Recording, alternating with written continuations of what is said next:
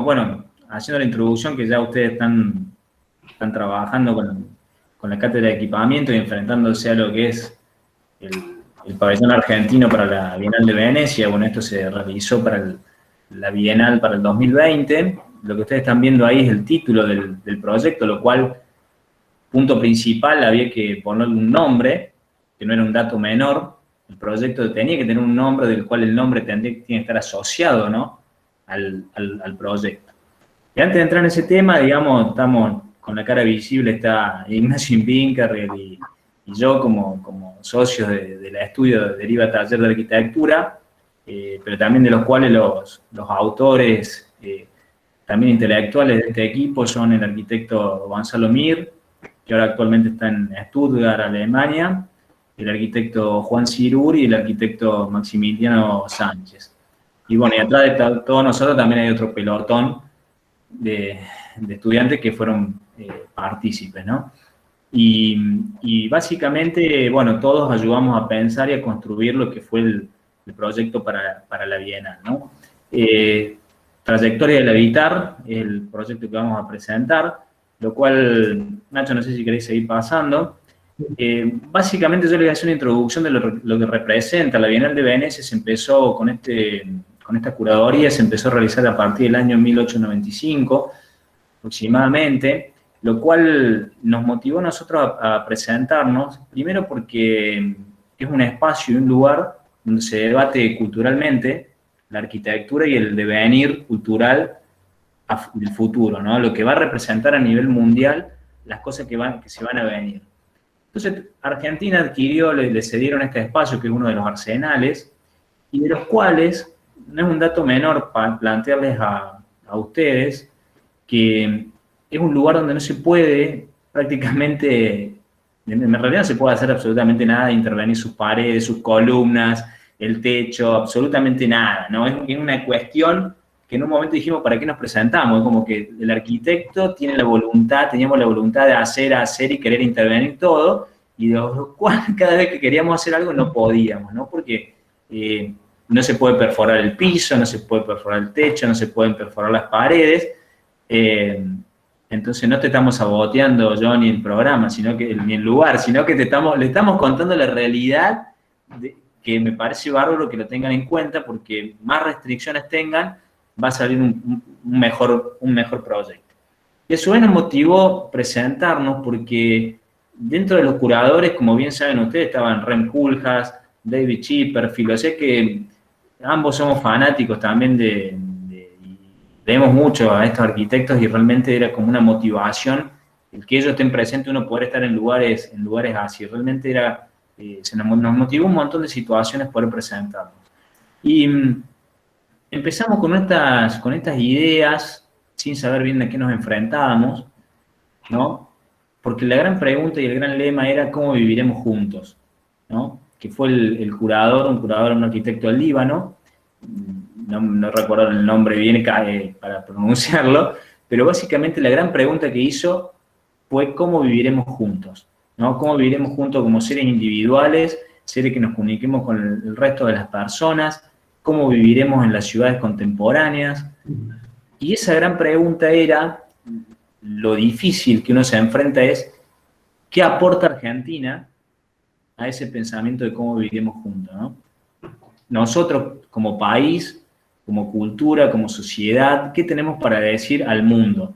Porque el significado de presentarse en Venecia significa justamente que cada país abre un debate de lo que está pensando a esa pregunta.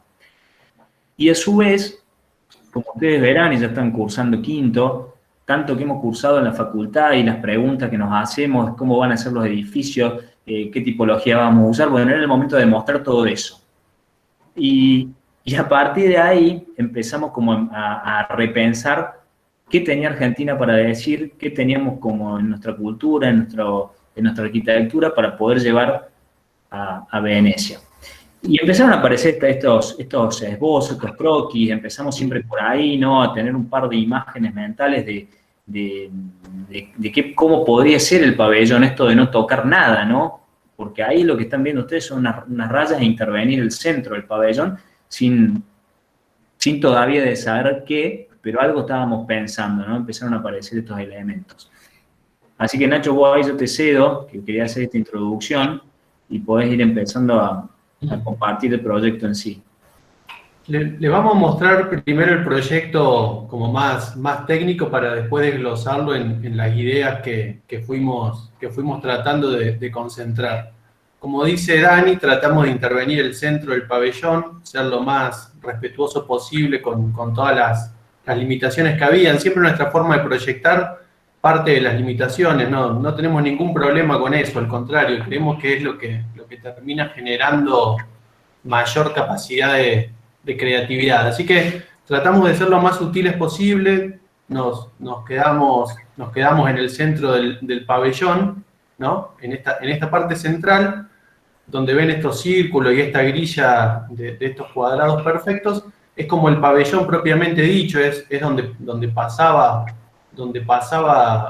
la parte central de nuestro concepto, y a la derecha, en esa especie de remanso que queda con ese segundo ingreso que siempre tuvo la duda si se podía usar o no, se armaba como una especie de equipamiento que iba a ser lo que contenía, por un lado, toda la explicación para el que quería detenerse a entender puntualmente de qué se trataba, y también como una especie de pequeña sala de reuniones, porque cuando los curadores van pasando o cuando se van haciendo las inauguraciones oficiales, siempre nos comentaban en las reuniones que tuvimos que estaba bueno tener un espacio donde hacerlo, ¿no? Esa intervención central que ustedes ven acá no tocaba la cubierta, sino que se apoyaba simplemente en el piso, era como una gran estructura que se sostenía a sí mismo, y a la derecha este plano de madera, que ya lo vamos a ver materializado, envolvía las 3 columnas y conformaba una especie de expositor de la muestra, ¿no? La idea era esto, era armar una grilla muy regular con esta especie de tótems cruciformes de madera que estaban todos unidos entre sí con una gran estructura metálica, y por dentro aparecían estos objetos más etéreos que creaban otro formato de espacio. Tanto los tótems como este gran cilindro eran espacios de exposición, porque se iba armando, ahí pueden ver ustedes como más en detalle, se iban armando trayectorias dentro de esa gran grilla, ¿no? Todos los que ven en negro, las cruces que ven en negro son tótem, y las cruces que ven en azul son cruces que iban a estar o pegadas con vinilos al piso o proyectadas con proyectores, por esta cuestión de que no se puede pintar ni tocar nada. Entonces, entre esos expositores se iban generando distintos tipos de trayectoria, o eso era al menos lo que nosotros esperábamos, y la grilla se veía interrumpida por estos grandes espacios que se desmaterializaban, buscando como entender distintas escalas espaciales, ¿no? Entonces, esta termina siendo como la intervención principal de nuestro pabellón, siempre entendiendo que se entraba por la izquierda de la planta esta que ustedes están viendo, que ahí es donde se enfrentaba, digamos, se encaraba, digamos, el ingreso, justo que Johnny terminaba su clase hablando de la importancia también del movimiento y la circulación de las personas, y tenía como, en esa parte de cruce azul, un pequeño receso para tomar perspectiva y escala del pabellón. Acá un poquito más en detalle lo que le hablaba, que los tótems son los que están pintados en gris, esas grandes cruces de madera. Por encima la estructura iba sosteniendo y atando cada uno de ellos, funcionaba como una especie de mesa, por decirlo así, estructuralmente, todo metálico y desmontable. Ya más adelante les vamos a mostrar un poco los detalles. Y aparecían estos cilindros que sobrepasaban un poco la altura de los tótems y que buscaba un poco trabajar contrapuesto en la desmaterialización de esos espacios, ¿no? Y disculpa, Nacho, le sumo un dato de que, bueno, para ustedes es importante. Es muy importante en el tema de Venecia el tiempo. No hay tiempo para estar, mucho tiempo para estar en cada pabellón. O sea, hay que decir mucho en poco tiempo. Es un dato interesante ese. Entonces, lo cual esa grilla que se arma en planta trabajaba mucho con esta noción del paso rápido, ¿no? y poder ser atravesada, llamémoslo en eje X, Y, en forma continua, ¿no? Piensen que son casi 275.000 visitantes ahí generalmente.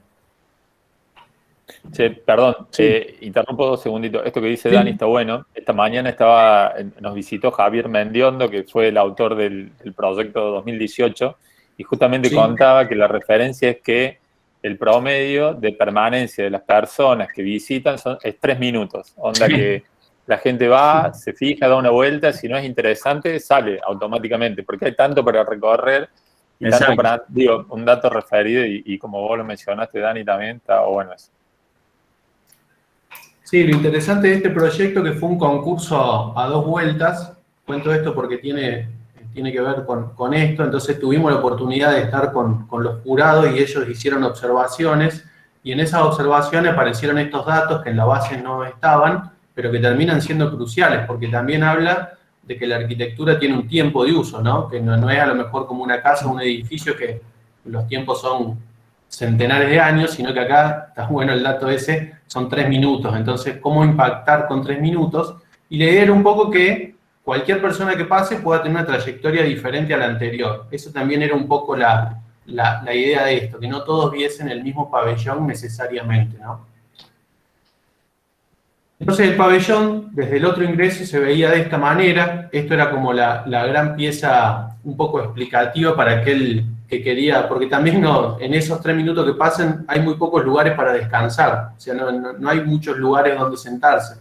Entonces la idea es que también el pabellón ofrezca como de manera gentil un espacio para sentarse y con esa excusa estar leyendo o viendo lo que pasaba en el pabellón, ¿no? Y allá por detrás se ve de nuevo las cruces y la principal sala interior, digamos, de la propuesta, que es este gran cilindro con proyecciones, ¿no? Este también era un espacio para eventos, entonces el pabellón, el programa se complejizó un poco, por lo menos nosotros tratamos de que sea así, teniendo un espacio de pabellón propiamente dicho y un espacio para eventos que estaba como anexo en ese remanso que quedaba medio desconectado, ¿no? Medio en el otro extremo.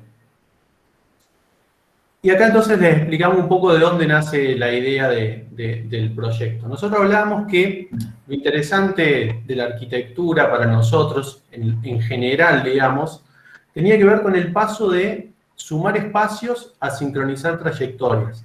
O sea, nosotros entendemos que la arquitectura, de alguna manera, evolucionó como de una continuidad de habitaciones una pegadas a las otras, a una necesidad de ser atravesada y circulada, y que en esas circulaciones, en esas trayectorias, es donde se terminan dando los encuentros sociales.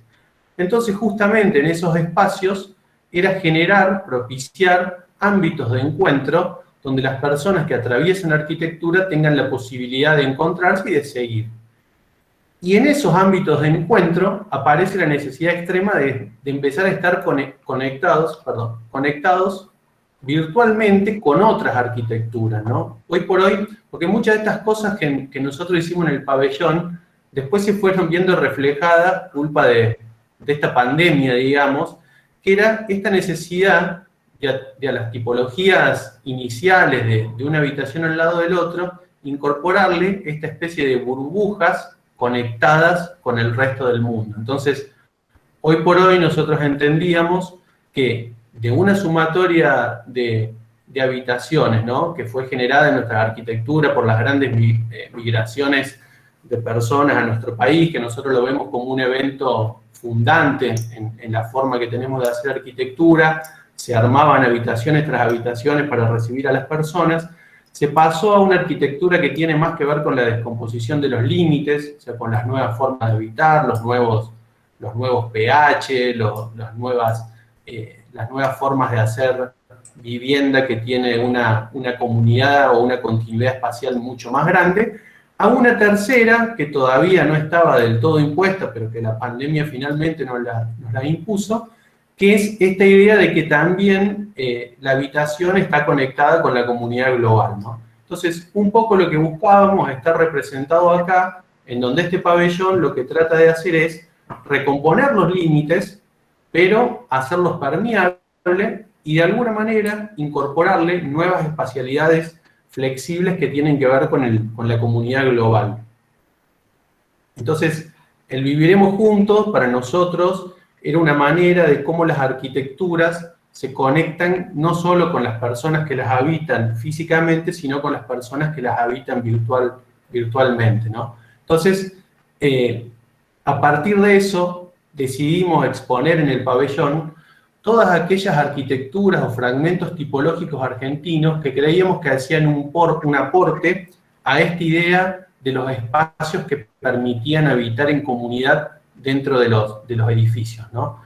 Y de alguna manera, con esta idea de que el pabellón es transitado como muy aleatoriamente y no todos se van a poner a ver todas las arquitecturas, nosotros pensábamos un poco en el libro de Cortázar, en Rayuela, que él habla, como en la introducción que hace, explicando de qué se trata un poco esta innovación en el relato que él hace, que dice que a su manera este libro es muchos libros, ¿no? Entonces, nosotros queríamos fomentar esa cuestión de la trayectoria como aleatoria, pero generando estos focos para que, aunque sean las personas, por más que no viesen todas las tipologías, pero sí o sí se encontrasen en estos llamadores, por decir de alguna manera, que eran esos nuevos espacios en la secuencia que nosotros entendíamos, la secuencia de crecimiento tipológico que tuvo la arquitectura argentina y mundial, ¿no? Claro, y disculpa, Nacho, que te sumo una cuestión que cuando uno plantea conceptualmente qué va a mostrar o qué vas a hacer en el pabellón, tenés millones de aristas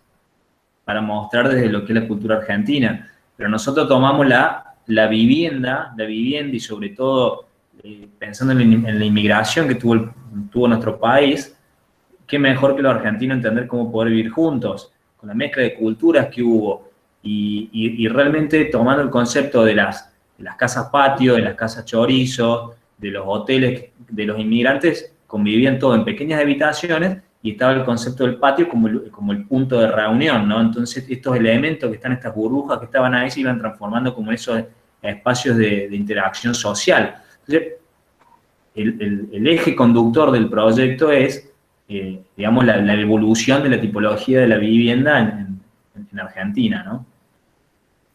Nosotros hablábamos que incluso en nuestro país, que es un país donde la inmigración fue fundante, hasta allá venían conviviendo dentro de los barcos, ¿no? Y cuando se bajan de los barcos, que son como reductos mucho más enlatados, por decirlo, concentrados, aparecen en las tipologías de vivienda muchos elementos de vida en comunidad, con sus pros y sus contras, pero promoviendo esa vida en comunidad, los patios de los conventillos, los patios alargados que tocan todas las habitaciones en las casas chorizo, las viviendas patio. Entonces, era como rescatar específicamente esta capacidad extrema de convivencia que tuvimos casi desde el día cero como país y cómo se veía reflejado en la arquitectura, ¿no? Entonces, justamente estas cruces nosotros nos daba la posibilidad de que, incluso pensando como en un paso a futuro, dentro de esa grilla se podían formar tantas tipologías como fuese posible, ¿no? Desde la que vemos a la izquierda, que es un patio central como un atrio, la que vemos a la derecha, que es un patio lateral con la arquitectura propiamente dicho, con las habitaciones a la derecha, otro patio lateral en el centro, un patio intermedio, como muchas veces se daba en los conventillos a lo largo de dos grandes barras encerradas, y finalmente lo que nosotros creíamos que pueden ser las nuevas tipologías, que combina el patio o el lugar de encuentro con los círculos estos para encuentros virtuales conectados con la comunidad global, ¿no? Entonces, nosotros desde el primer momento lo tomamos como que nuestro pabellón era una suerte de ensayo tipológico que hacía una reflexión de lo que la arquitectura argentina podía aportarle como experiencia a esta pregunta de cómo viviremos juntos, ¿no? Entonces, era trabajar con los fragmentos tipológicos que propiciaban esa vida en comunidad a partir de un ensayo tipológico. Que finalmente el ensayo tipológico lo hacía la persona que realizaba una determinada trayectoria, ¿no? O sea, habría tantas tipologías como trayectorias, que es exactamente lo que propone Rayuela, lo que propone Cortázar en su libro. Hay tantos libros como lectores lo interpreten. No sé si todos conocen Rayuela, pero les cuento para el que no conoce como la estructura. Es un libro que tiene una serie de capítulos, muchos capítulos, y que lo que propone Cortázar es que cada uno lo lea como quiera, de adelante hacia atrás, de atrás hacia adelante, en desorden, con un orden propuesto por él, pero que cada lector tenga una experiencia distinta del libro. Y esto era esa idea, cada visitante con su trayectoria formaba un ensayo tipológico a partir de las espacialidades que nosotros estábamos mostrando en cada uno de los tótems, ¿no?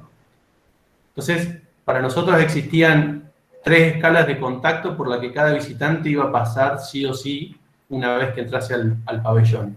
Lo interesante que era verse rodeado por 4 de estos tótems, o sea, una arquitectura más inicial en nuestro formato tipológico argentino. Lo colectivo, que era donde las cruces aparecían en el piso y yo tenía la posibilidad de encontrarme con otras personas, al menos de cruzarme. Y lo global, que eran estos espacios que nosotros incorporábamos como nuevas reflexiones desde, esto era ya como algo más, una postura más personal de lo que creíamos que sería necesario, que eran estos espacios que interactuaban entre lo individual y lo colectivo, ¿no? Entonces, lo individual era el espacio de intimidad, lo colectivo representaba los espacios de lo público y lo global, los espacios de lo virtual. En base a eso, esto lo cuento un poco rápido, pero es interesante porque una cosa a la que nos enfrentamos como proyectistas, que nunca lo habíamos hecho, es hacer un esbozo de curaduría de este pabellón, ¿no?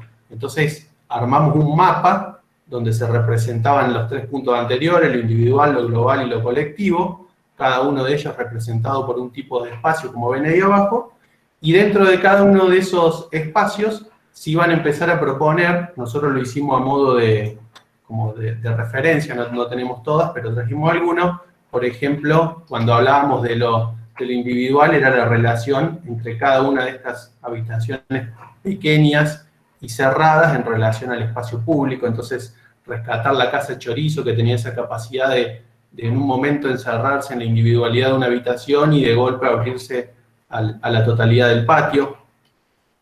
Las viviendas colectivas estandarizadas, que en Argentina se hicieron mucho y nos gustaba mucho este proyecto, digamos, de Amancio William, ¿no? Donde la arquitectura pasa mucho por la reclusión en estos pequeños espacios, más allá que después, al igual que en el pabellón, se conecta, por ejemplo, con la espacialidad de las terrazas o de las plantas bajas.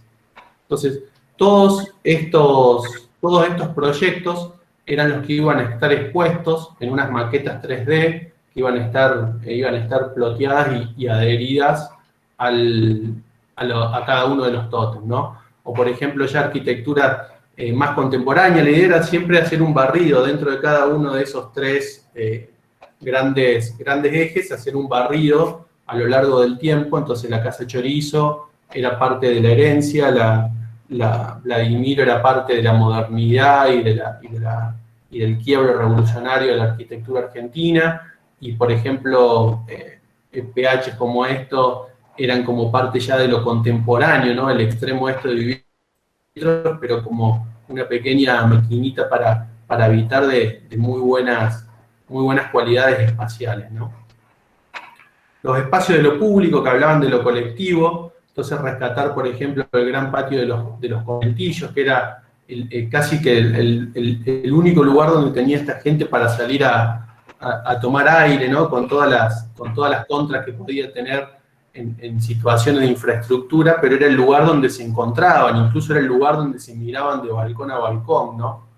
Ya más adelante, todos los conjuntos de viviendas, de casas colectivas o vivienda colectiva que se han hecho con esta capacidad de tener estos grandes patios que recrean un poco la idea del conventillo, pero ya con un estudio y una calidad espacial mucho más grande.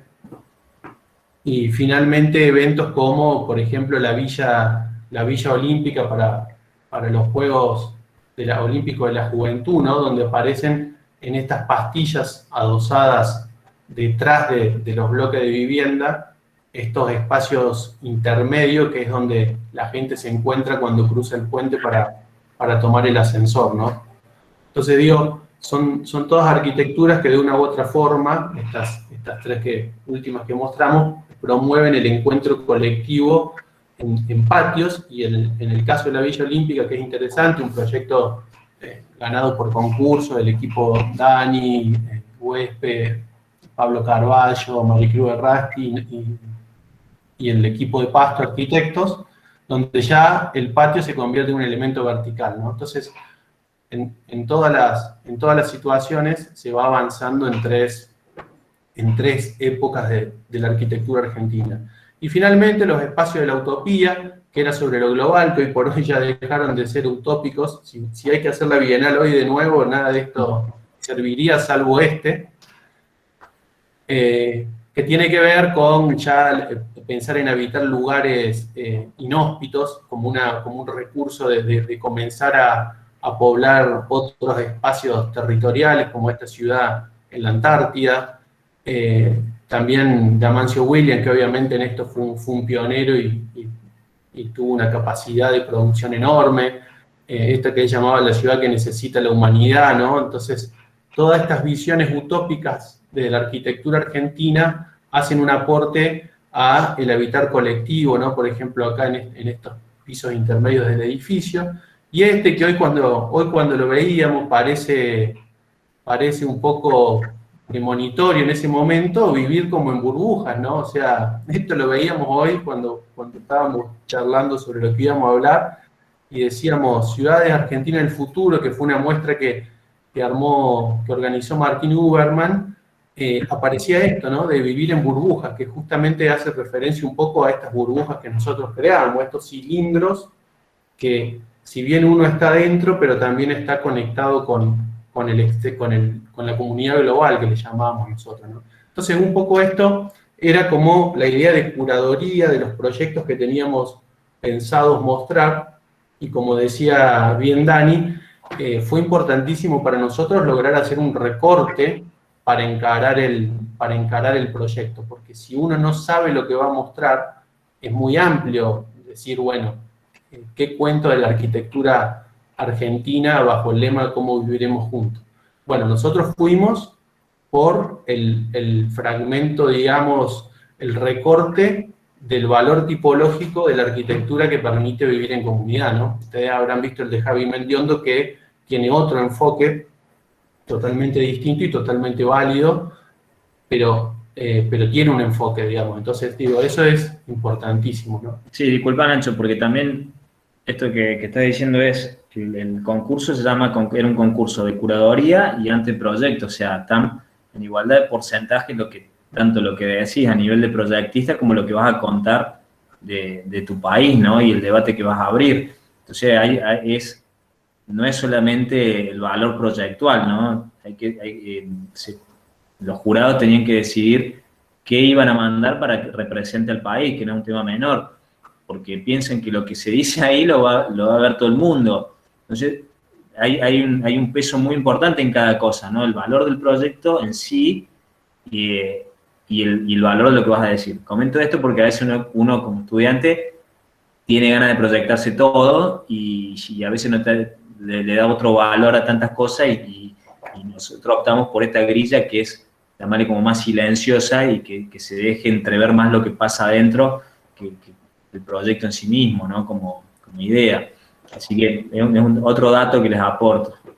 Además fue todo un tema, porque la verdad que cuando fuimos a presentar la primera vez y nos encontramos con el jurado, que nosotros no conocíamos bien quién era, estaba desde Justo Solsona, Teresa Anchorena, que es, además de que era había vivido la directora de Cultura. La directora, sí, de Patrimonio y el canciller. Después estaba el cineasta, el director de la película La Casa de al lado, se me fue el nombre ahora. Entonces digo, había una mirada muy holística, donde lo que uno mostraba no solo tenía que representar arquitectura, sino cultura también. Y la verdad que fue muy bien recibido el hecho de la vida en colectividad, porque de alguna manera justamente habla también de nuestra cultura y de nuestras raíces, ¿no? Más allá de la definición arquitectónica. Y ya en una segunda etapa aparecía la factibilidad constructiva, ¿no? Es decir, nos preguntaban hasta de qué manera lo íbamos a hacer, si lo íbamos a hacer acá y lo íbamos a mandar en container o si lo íbamos a hacer allá. Imagínense que la respuesta es muy vaga frente a esa pregunta porque en su momento, primero que ya no pensábamos ni que íbamos a estar ahí hablando con esa gente, pero bueno, después empezamos a desarrollarlo para la segunda vuelta, la verdad que fue súper interesante. La idea era que iban a ser todas piezas prefabricadas que se iban a enviar de acá y se iban a montar allá, y lo más sencillo posible. Unas bases pensadas para que no afecten el piso, ahora mostramos unos detalles. Los paneles verticales, estos tótems cruciformes eran de madera, cada una placa de MDF salía un panel, digamos, estaban cruzados y encastrados. Después los dispositivos inmersivos, que eran una especie de telas, con 3 proyectores encima, porque también había que hacer, digamos, un presupuesto incluso con los proyectores, con todo. Y la grilla de arriba, que iba uniendo todas las columnas, actuaba un poco como los backstage, ¿no?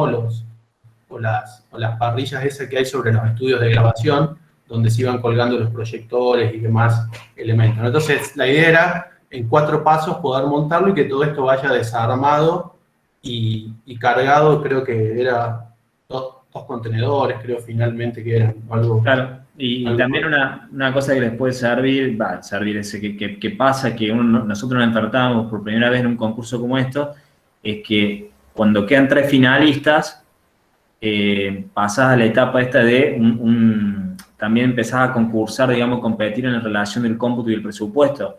Entonces, la idea que estábamos haciendo tenía que ser competitiva a nivel también económico, no solo constructivo, sino económico, ¿no? Entonces, un dato que a veces no estamos acostumbrados como a manejar en los concursos, y había que empezar a presupuestar cada pieza de lo que estábamos ahí armando. Entonces, cada tótem que le va a contar Nacho equivale a una placa fenólica para que también empezara a ahorrar material y bueno, eran muchas cosas que ahora que lo cuento y no sé para qué nos gusta estresarnos, lo que me di cuenta.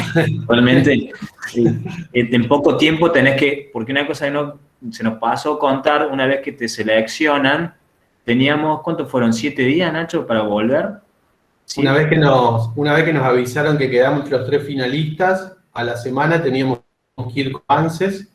Ahí tuvimos la primera reunión y encuentro con el jurado, y a los 15 días, según ellos, porque nos dieron para que tengamos tiempo, volver a hacer la presentación final, digamos, que incluía sobre todo esta parte que les comentaba Dani del montaje, el presupuesto, ya una curaduría más aceitada con los proyectos que irían y ese tipo de cosas.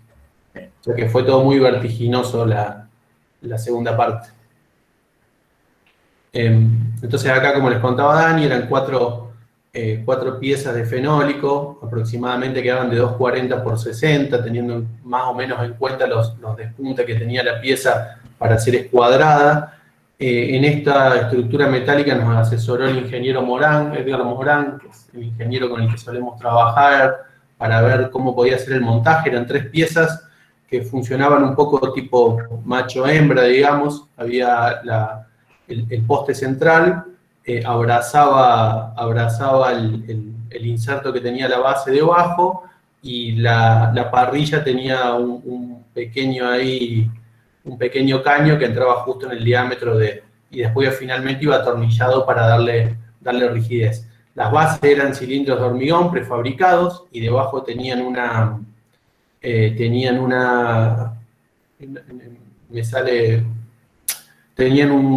base de caucho, de neopren, no me salía, una base de neopren para no agredir el piso, digamos, ¿no? Entonces todo se montaba como un gran stand, digamos, básicamente. Entonces, bueno, acá justamente las especificaciones de montaje, de encastre que pensábamos para las piezas. Y los cilindros estos, los espacios inmersivos que le llamábamos, eran espacios que iban a estar suspendidos de la parrilla superior. Eran unos caños rolados, ¿no? Que estaban suspendidos y que estaban envueltos en una tela tipo canvas que iba a estar ploteada en la cara exterior, y en la cara interior iba a tener unos proyectores cruzados que iban a constantemente proyectar videos e imágenes que tenían que ver con todas las arquitecturas de la utopía. Porque las arquitecturas de la utopía estaban expuestas, eso se me pasó, estaban expuestas en cada uno de los cilindros, mientras que el resto de las arquitecturas de lo individual estaban dentro siempre de cuatro de las cruces, y las arquitecturas de lo colectivo estaban expuestas siempre sobre las cruces, pero mirando al espacio abierto, ¿no? Y finalmente, con esto terminábamos, y la verdad que esta es una pregunta que queda abierta ahora, porque era un poco lo que pensábamos en su momento, que era que en estos espacios que nosotros proponíamos, como esta reflexión de la arquitectura argentina hacia lo que viene, nosotros proponíamos que haya un debate colectivo, ¿no? Contemporáneo, de cómo viviremos juntos. Entonces, lo que nosotros proponíamos dentro de estos espacios, como suspendido en una mesa, era de tablero de juego, donde había nosotros nos inspiramos bastante en el pan ajedrez que construye Sul Solar, que es una especie de ajedrez que muy al estilo de él, muy sensible y con una complejidad altísima, ¿no? Pero digo, esta cuestión de un artista argentino que propone la construcción del juego. Lo que ven ahí arriba era una especie de tablero de juego que iba a estar ploteado, digamos, en cada una de esas mesas, y dentro de ese tablero de juego iba a haber unas piezas, estos son unos prototipos que llevamos desde el estudio, donde cada una de las personas que pasaba iba a poder como componer o armar una tipología, ¿no? Diferente, ¿no? Obviamente los que van ahí no todos son arquitectos, y la idea por eso era que sea lo más lúdico posible, y que esto también se pudiese armar entre varias personas, o que cuando alguien entrase ya encontrase uno armado y pudiese modificarlo o cambiarlo o totalmente o parcialmente, ¿no? Entonces era como un debate en ausencia, es decir, de que cada persona podía dejar su reflexión y la que venía podía intervenir sobre eso, rodeados de estas imágenes de las arquitecturas de la utopía argentina, ¿no? Como que todo eso es... Sí, cada de estos cubos, mirá, Nacho, si podés volver a la planta, la base del tablero es el mismo pabellón nuestro, ¿no? Nada más que ploteado con lo que hemos dejado ahí aleatorio. Como verán, tenés desde la cocina, el artefacto de la cocina, vegetación, el inodoro, o sea, hay cosas que no tienen límites. Simplemente la dimensión entre esas cruces eran estos cubos que Nacho les muestra en la siguiente diapo, que son unos cubos de madera que deben haber tenido más o menos un 5x5, de los cuales tenían ploteado lo que ven de celeste, son frases, son palabras que uno puede encontrar desde la parte tipológica, y tenía ploteado cada cara, arquitectura, paisajes. Entonces cada uno que entraba a este espacio de la utopía construía su propio hábitat. Entonces esa era la idea, ¿no? Y que deje el mensaje, no solamente, no hace falta que sea arquitecto, como decía Nacho, sea una cuestión de decir qué piensa la gente, cómo debería ser nuestro espacio futuro. Entonces el que salía, el que entraba, podía ver el mensaje del otro, y cada uno iba construyendo esta idea de cómo viviremos juntos. Entonces el pabellón te planteaba no solamente una cuestión como cultural, sino también recreativa, después de lo que había visto de la cultura argentina. Bueno, crea tu propia tipología, ese era como el mensaje, ¿no? De eso se trató el trabajo de este juego. Entonces, finalmente, eran los espacios, cada una de estas burbujas, de estas cápsulas, iba a tener ese juego, esa noción, digamos. Entonces, también recordando en otro texto, otro libro de Cortázar, que es 62 Modelo para Armar, que incluso se dice que deriva un poco de Rayuela, pero que dice: la opción del lector y el montaje personal de los elementos del relato serán en cada caso el libro que ha elegido leer, ¿no? Entonces digo, es un poco lo que decíamos, que la trayectoria de cada una de estas personas por el pabellón, la trayectoria en sí, si uno dejase una cámara fija, va generando una tipología particular, o va generando una posibilidad tipológica en particular, hasta llegar a estos puntos donde de alguna forma, de la manera más intuitiva posible, incluso nosotros pensábamos, por eso incorporar lo lúdico, podía ser una especie de ensayo tipológico propio en esas mesas, ¿no? Entonces acá, por ejemplo, vemos desde el espacio colectivo, los espacios individuales, los espacios para la comunidad global, compartirlo en las redes, o sea, cómo eso puede tener una proyección instantánea hacia la comunidad global, era, digamos, lo que más nos interesaba, ¿no? Y nos gustó siempre como para tratar de representar estos espacios, la frase de Marco Ye, que habla sobre el futuro individual y el futuro colectivo, ¿no? Nosotros hablábamos que diluir los límites y las fronteras generaba entradas múltiples, encuentros, intercambios, y con esto la participación del visitante en el pabellón, no solo como una pieza museística, sino con capacidad de acción concreta, ¿no? Así que, bueno, eso fue nuestra propuesta. Que vale decir, llegamos en segundo lugar. Muchas gracias.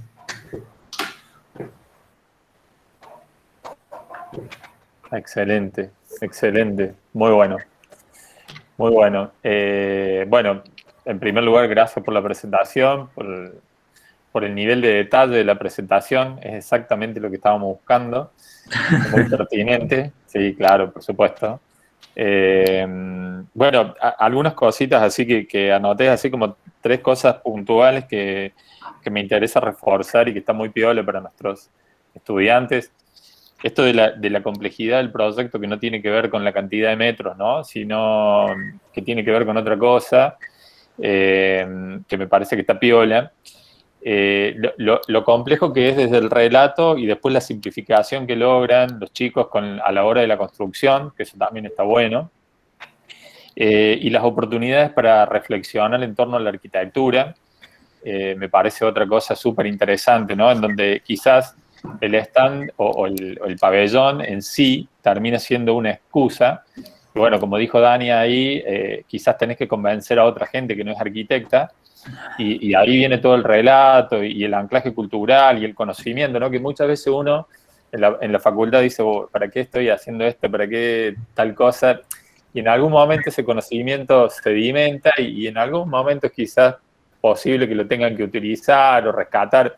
Seguramente no se van a acordar de las tipologías, de arquetipos, definiciones y demás, pero saben dónde ir a buscarlo, que eso está bueno. Me parece que está muy piola eso. Y después lo otro, esto de la caja contenedora y la propuesta, ¿no? Cómo ellos juegan con esto de no hacer desaparecer la caja contenedora, porque esos círculos por ahí tienen que ver un poco con ese relato que les decíamos antes de las estrategias que podemos tener los arquitectos, o el poder que tenemos de hacer que una persona se quede parada en un lugar y lo domine todo, o que obligatoriamente se tenga que mover, generar flujo, ¿no? Ese es un poder inmenso que tenemos como diseñadores, como proyectistas, y hay que saber calibrarlo, ¿no? Nada, simplemente esas reflexiones, y le dejo lugar a los profes, a los chicos, para que les hagan preguntas, que está más interesante. Nuevamente, gracias. Gracias, Johnny. Gente, expriman. Es difícil romper la barrera acá en lo virtual, pero siempre hay alguien que se anima. No, sí. Aparte, pregunten lo que quieran, porque la verdad que nos enfrentamos a muchas cosas de golpe, y que realmente hasta que se van animando les voy contando el backstage, que había que entrar al Palacio, ¿cómo ya me olvidé el nombre, Nacho? Pero Palacio Ducó. Sí, el Palacio Ducó, de lo cual fuimos entrando por... ¿El Palacio Ducó en la cancha de Huracán? No, ya te digo. No, que era el... No. Y cuando teníamos que entrar... Bueno, que ahí está, el Palacio es donde está Cancillería actualmente. O sea, entonces vas a Cancillería, tenés que pasar por todos los protocolos que se imaginan más con la cara nuestra, la barba de Nacho, nos tira bomba, había que... Todos los protocolos necesarios, y lo más extraño de todo es que estábamos todos los finalistas, no podíamos saber quiénes éramos.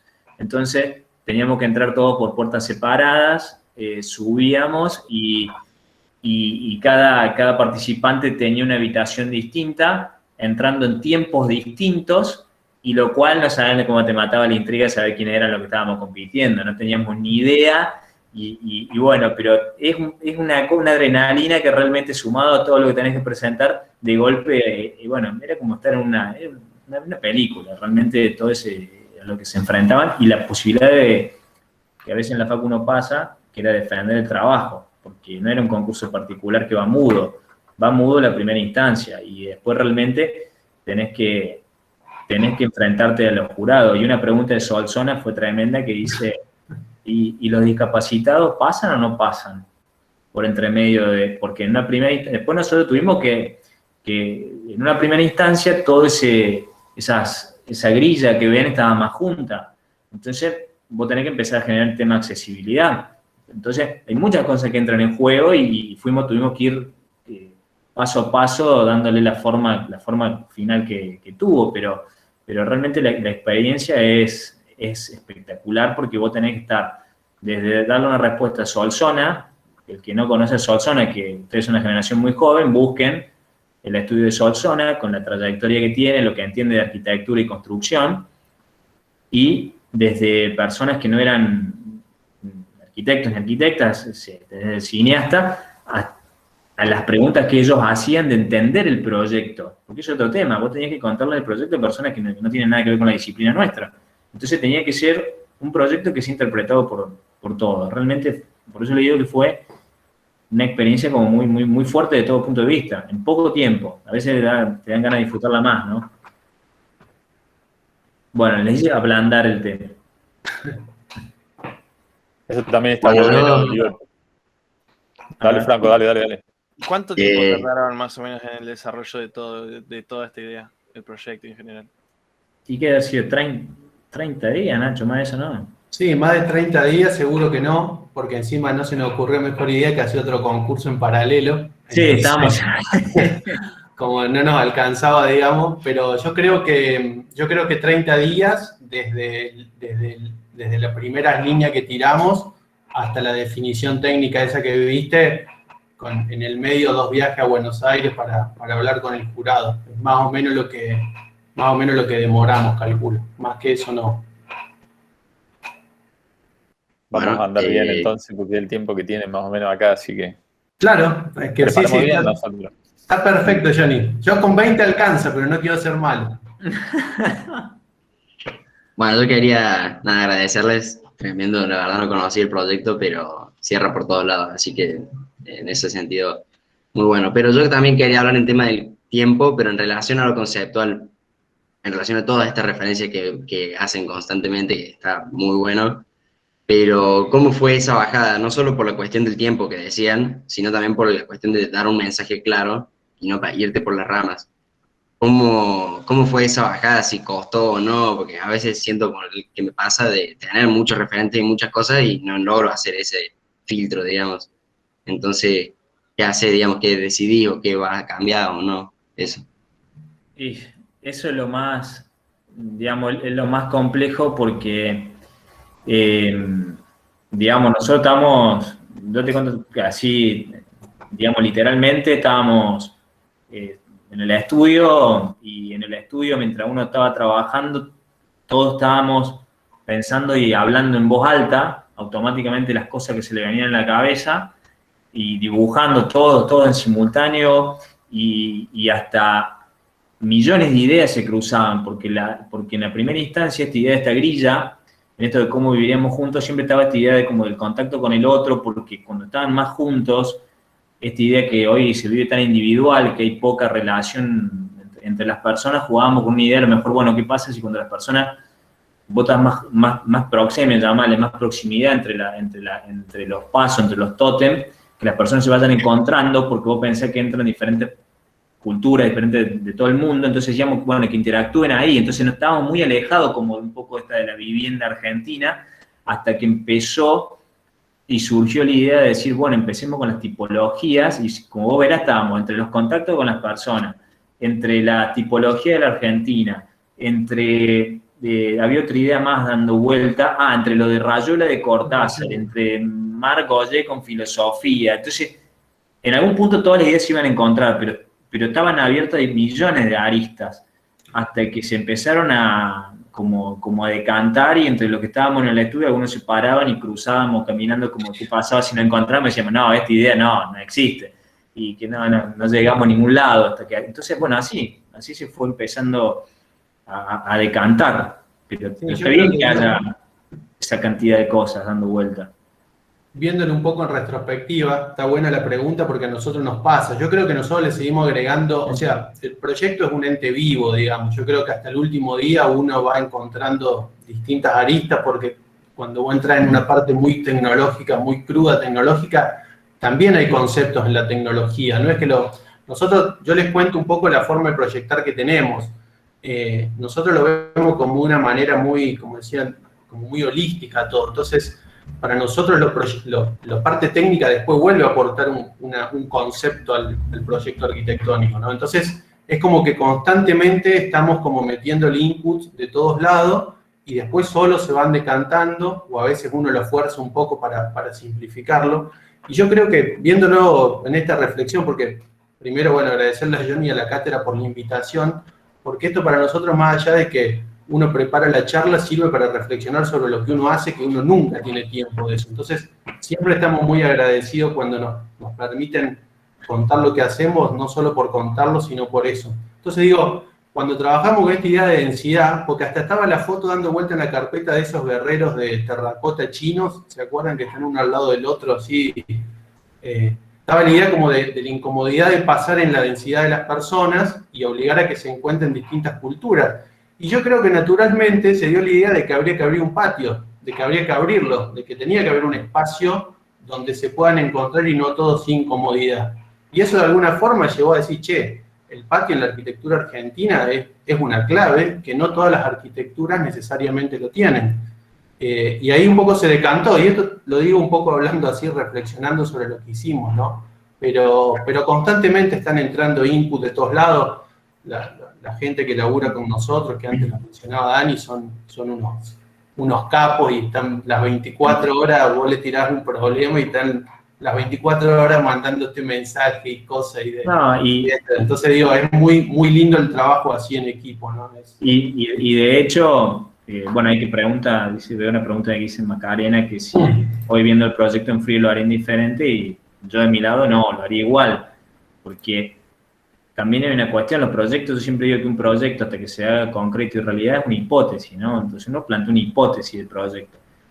Y hoy viendo en frío todo lo que fue el año pasado, nosotros comentábamos entre todos los autores que con la pandemia pudimos corroborar todo lo que estábamos pensando en el pabellón. O sea, se fue trabajando totalmente virtual, cada uno fue creando su espacio, la casa se transformó en una ciudad, o la ciudad en una casa, o sea, entonces todo esa hipótesis de cómo viviremos juntos se fue dando en tranquilamente el pabellón se transformó en todas las casas de todos. Entonces, creo que no lo haría diferente porque como que sentí que cumplimos una misión.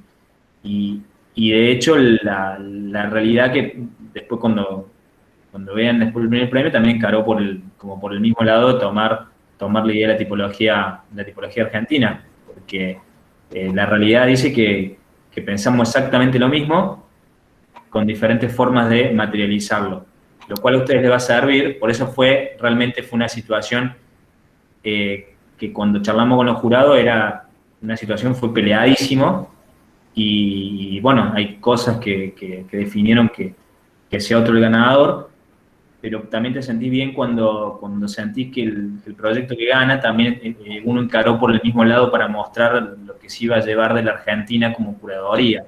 Entonces había algo dando vuelta, en esto que vos preguntabas, Santi, que lo encaramos por un lugar correcto, por lo menos se entendió así. Así que, pero bueno, no lo haría distinto, lo haría igual, respondiendo a la otra pregunta. Sí, jamás, a muerte, a muerte con el proyecto. Y Además, llegado. no hicimos uno porque no tenemos fondos para hacer uno de esos tótems en el estudio, pero cuando tengamos un poco de presupuesto lo hacemos. Alguien te Habiendo pregunta llegado un toque también. más arriba en el chat, que creo que no leyeron, que decía cuántas personas trabajaron en el proyecto. Y fuimos 4 y 5. fue Gonzalo Mir, no, 5, perdón, Gonzalo Mir, Juan Cirud y Maximiliano Sánchez y nosotros dos, y el resto del equipo que también estaban, que habían sido estudiantes, digamos, de la cátedra nuestra, que estaban Julián Andino, Maggie Rey, después Gastón. Y habían sido 8, lo que pasa es que tuvimos que dividir el equipo porque ahí nos presentamos en otro concurso, pero también esa diferencia contemporánea de edad que íbamos teniendo, ellos también iban diciendo cosas, y en una habitación del otro lado, en un espacio del estudio, nosotros íbamos y le decíamos, che, estamos pensando esto, ¿qué opinás? ¿Cómo lo ves? Y bueno, y en ese ida y vuelta se fueron cerrando todo. Bien. Che, bueno, nuevamente gracias. Nos viene al pelo todo esto. Yo digo que este tipo de cosas son las que permiten, dentro del caos y el problema que trae la virtualidad, esto de acercar los autores y el proyecto, pero ahorra muchísimo tiempo, nos ahorra muchísimas palabras a nosotros y les sirve un montón a los pibes y a las pibas. Así que, bueno, gracias. Y las puertas abiertas para lo que necesiten siempre en la cátedra y adelante. Bueno, muchas gracias, Johnny. Toda la cátedra que nos va. Después los invitamos, para la primera vuelta, los invitamos para que hagan ahí una crítica. Dale. Algunos trabajos. Nos ponemos del lado de los malos. Claro, ahí sí, nos hacen entrar de uno, ¿viste? Bueno, muchísimas gracias a todos. Muchas gracias. No, gracias a ustedes. Dale, gracias. Muchas gracias. Nos vemos. Nos vemos.